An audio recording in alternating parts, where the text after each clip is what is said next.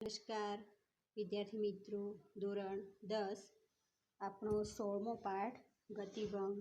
ખાસ સૂચના વિદ્યાર્થી મિત્રો, જે આપણા સંપૂર્ણ અભ્યાસક્રમમાંથી જે 30% અભ્યાસક્રમ બાદ કરેલો છે તેમાં આપણું જે 15મું કાવ્ય છે બોલીએ ના કાઈ એ નીકળી જાય છે, એટલે એ આપણે ચલાવવાનું રહેતું નથી. તો આજે વિદ્યાર્થી મિત્રો આપણે 16મા પાઠનું શરૂઆત કરી લઈએ. ખાસ કે વ્યાકરણનો એક પણ ટોપિક કાપવામાં આવેલો નથી. તો વ્યાકરણ આપણું સંપૂર્ણ ચાલી ગયું છે, માત્ર છંદને છોડીને. તો આપણો પાઠ્યપુસ્તકનો અભ્યાસક્રમ પતી જશે, ત્યાર પછી આપણે આપણો જે વ્યાકરણનો છેલ્લો ટોપિક છંદ બાકી છે એ ચલાવી લઈશું. તો વિદ્યાર્થી મિત્રો, આજે આપણે આપણા 16મા પાઠ ગતિભંગની શરૂઆત કરીએ. લેખક છે મોહનલાલ પટેલ. સાહિત્ય પ્રકાર છે લઘુકથા. લઘુ એટલે નાનું, અને ગુરુ એટલે મોટું. લઘુકથા એટલે કે નાનકડી વાર્તા. તો મોહનલાલ પટેલનો જન્મ 30 એપ્રિલ 1927ના રોજ થયેલો હતો.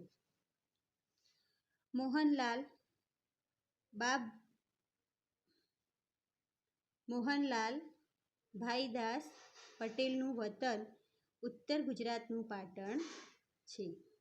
વર્ષો સુધી શિક્ષણ કાર્ય કર્યા બાદ હાલ નિવૃત્ત જીવન ગાળે છે.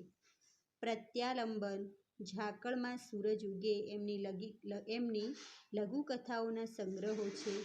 બંધન, ડેડ એન્ડ, હાસ્યમર્મર, લાંછન એ તેમની નવલકથાઓ છે. ગુડ મોર્નિંગ અમેરિકા એમનો પ્રવાસ ગ્રંથ છે. મોપાસાની શ્રેષ્ઠ વાર્તાઓ એમનું અનુવાદનું પુસ્તક છે. કથા સાહિત્યનું લઘુ સ્વરૂપ એટલે લઘુ કથા. જુઓ, અહીંયા અંડરલાઈન કરી લેજો વિદ્યાર્થી મિત્રો કે લઘુ કથા એટલે શું. તો જુઓ, કથા સાહિત્યનું લઘુ સ્વરૂપ એટલે લઘુ કથા. નવલકથામાં નાયક કે નાયિકાના સમગ્ર જીવનનું વર્ણન હોય છે, જ્યારે ટૂંકી વાર્તામાં નાયક કે નાયિકાના જીવનનો એક મહત્વનો પ્રસંગ કેન્દ્ર સ્થાને હોય છે. લઘુકથામાં માનવ જીવનની એક ક્ષણનો મહિમા છે, જે અત્યંત લાઘવથી અંતે ચોટ આપી જાય છે.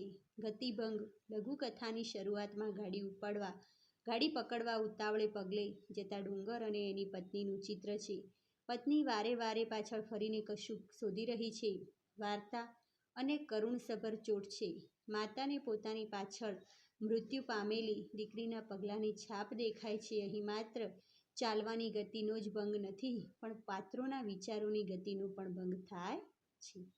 જો જુઓ, નવલકથામાં નાયક કે નાયિકાના સમગ્ર જીવનનું વર્ણન કરવામાં આવેલું હોય છે, જ્યારે લઘુકથા એટલે કે ટૂંકી વાર્તામાં જે નાયક અને નાયિકા હોય છે એમના જીવનનો મહત્વનો કોઈ પ્રસંગ હોય એ પ્રસંગની રજૂઆત કરવામાં આવે છે.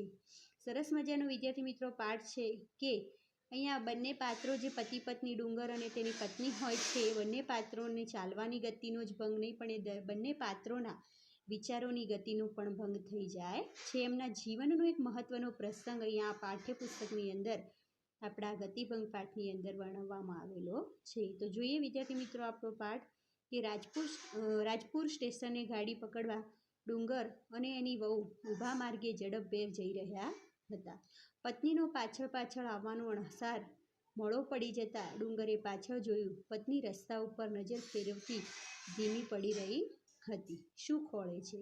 જુઓ કે રાજપુર સ્ટેશને ગાડી પકડવા ડુંગર અને એની પત્ની, વહુ એટલે પત્ની, ઊભા માર્ગે એટલે કે આખા રસ્તા ઉપર ફટાફટ, ઝડપભેર એટલે ફટાફટ જઈ રહ્યા હતા.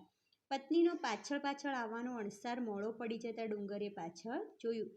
પાછળ તેની પત્ની એની જેમ જ ઝડપભેર એટલે કે ફટાફટ આવી રહી હતી, પણ એની ચાલવાનો અવાજ ન સંભળાતા ડુંગરે પાછું વળી અને જોયું તો પત્ની રસ્તા ઉપર નજર ફેરવતી ધીમી પડી રહી હતી. ત્યારે તરત જ પોતાની પત્નીને પૂછે છે કે શું ખોળે છે, એટલે કે શું શોધે છે.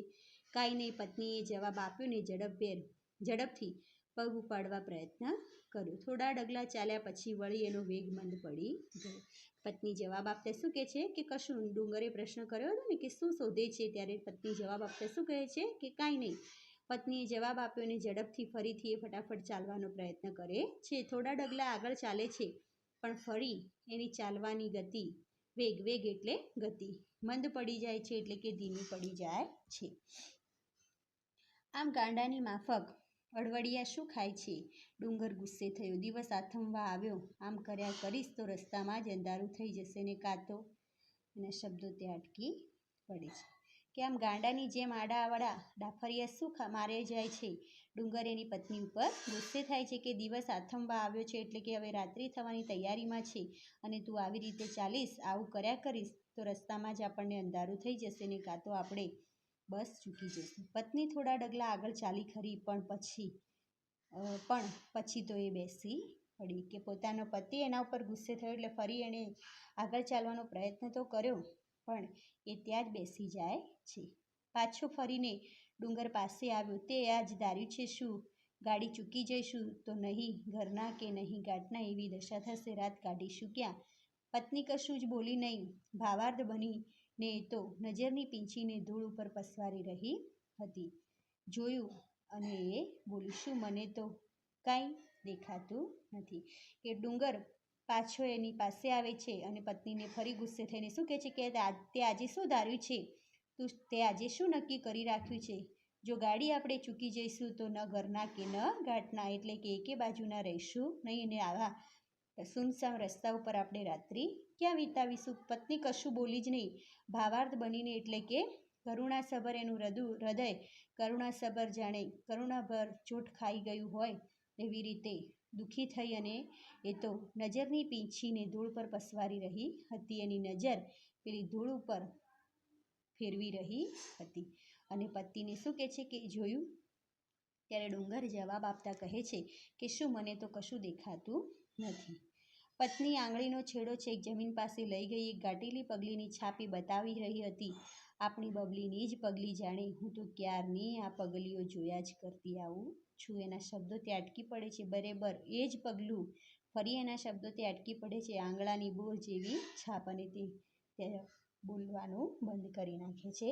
એના શબ્દો અટકી પડે છે કે પત્ની એના પતિને કહે છે કે જોયું? ત્યારે ડુંગર જવાબ આપતા કહે છે કે મને કશું દેખાતું નથી. ત્યારે એ પોતાની આંગળીનો છેડો છેક જમીન પાસે લઈ જાય છે અને એક સરસ મજાની ઘાટીલી પગલીની છાપ બતાવે છે અને શું કહે છે કે આપણી બબલીની જ પગલી છે જાણે, હું તો ક્યારની ઊભા રસ્તા ઉપર આ પગલીઓ જોયા જ કરતી આવું છું. બરોબર એવું જ પગલું છે અને આંગળાની બોર જેવી આંગળીઓની છાપ પણ દેખાઈ રહી છે.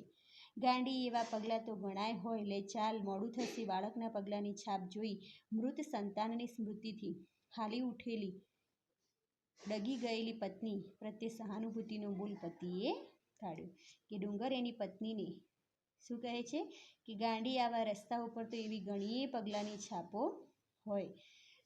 લે ચાલ, મોડું થશે. બાળકના પગલાંની છાપ જોઈ અને પોતાના મૃત સંતાનની સ્મૃતિ એના હૃદયની અંદર જાગી ઉઠી હતી અને પત્ની પ્રત્યે સહાનુભૂતિના શબ્દો ડુંગરે કાઢ્યા. પત્ની બેસી જ રહી. એ બોલી, ખેતરે જતા ને આવતા આગળ આગળ દોડી જતી બબલીની પગલીઓ મારે હૈયે જડાઈ ગઈ છે. આ એ જ પગલીના બીબામાં પત્નીની નજર ઢળી હતી કે પત્ની ડુંગર કહે છે છતાં પણ એ ત્યાં જ બેસી રહે છે અને શું કહે છે કે ખેતરે જતા ને આવતા મારા આગળ આગળ દોડી જતી આ બબલીની પગલીઓ તો જાણે મારે હૈયે જ કોતરાઈ ગઈ છે. આ એ જ પગલી છે અને પગલીની જે છાપ હતી એ છાપ ઉપરથી એની પત્નીની નજર હટતી ન હતી. એ પગલીની છાપ ઉપર જ એની નજર ચોંટી ગઈ હતી. ડુંગર એકવાર પત્નીના મુખ સામે જોઈ રહ્યો અને પછી પોતાની નજર ગગનના કોઈ માર્ગ તરફ વાળી લીધી. બંને જણ સ્થિર થઈ ગયા કે ડુંગર એકવાર માટે તો પોતાની પત્નીની સામે જ જોઈ રહ્યો અને ફરી પાછી એની નજર આકાશ તરફ વાળી લીધી અને બંને જણ પગલીની છાપ જોઈ અને જાણે સ્થિર બની ગયા હતા. લાકડીના ટેકે ગગન તરફ મોં કરીને ઊભા રહી ગયેલા પતિને જોઈ અને પત્ની સાવધ બની ગઈ. એણે કહ્યું, લ્યો હેડો, હવે પગ ઉપાડો, જટ ગાડી ચૂકી જઈશું. અને બંને જણે વળી બમણા વેગથી ચાલવા માંડ્યું કે એ તરત જ પોતાના પતિના દુઃખી હૃદયને પારખી ગઈ. પોતે હતાશ થઈ ગઈ હતી અને એને પોતાના પતિને પણ નાસીપાસ કરી લીધો હતો. એટલે લાકડીના ટેકે ગગન તરફ મોં કરીને ઊભા રહી ગયેલા પતિને જોઈ, દુઃખિત જોઈ અને એના હૃદયની અંદર હિંમત આવી ગઈ અને પોતાના પતિને કાઠા હૃદયે શું કહે છે કે લો ચાલો હવે પગ ઉપાડો જ એટલે કે ફટાફટ ચાલો, આપણે ગાડી ચૂકી જઈશું. બંને પતિ પત્ની એકબીજાના દુઃખમાં સહભાગી બની જાય છે અને ફરી પોતાનું મનોબળ મજબૂત બનાવી અને બંને જણે જેટલી ગતિથી ચાલતા હતા એનાથી પણ બમણી એટલે કે ડબલ ગતિથી એમણે ચાલવાનું શરૂ કરી દીધું. તો વિદ્યાર્થી મિત્રો, કોઈ પણ દુઃખ હોય તો પતિ પત્ની બંને સાથે મળી એકબીજાના દુઃખમાં સહભાગી બની અને પોતાનું જીવન વિતાવે ને તો જે સારી રીતે પોતાનો સંસાર ચલાવી શકે છે. વિદ્યાર્થી મિત્રો, અહીંયા પાઠ આપણો પૂરો થાય છે. લેખક પરિચય લખી લેવાનો છે, જે પહેલો ફકરો આપેલો છે એ. ત્યારબાદ શબ્દાર્થ, તળપદા શબ્દો, કહેવત અને ત્યારબાદ આપણું સ્વાધ્યાય કાર્ય પૂર્ણ કરી લેવાનું છે. ધન્યવાદ.